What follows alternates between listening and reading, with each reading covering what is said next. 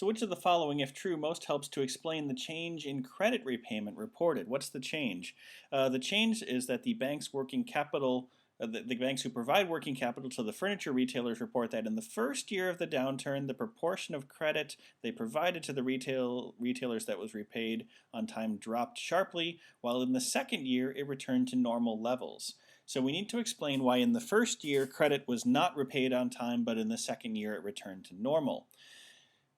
Which one explains it? A, the total dollar amount of the loans decreased slightly between the first year and the second. That would not explain the radical change.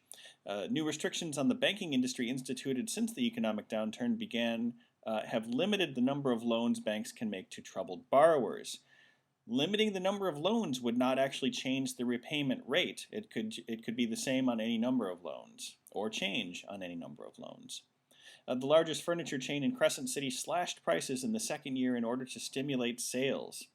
Well, so that's the largest furniture chain, but doesn't explain that the proportion returned for all furniture retailers. So that's not it either.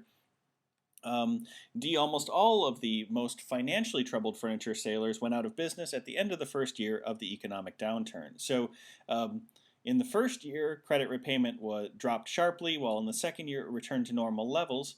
Well, that's what would happen if almost all of the financially troubled retailers went out of business entirely in the first year. This explains why it returned to normal in the second year. Choice D.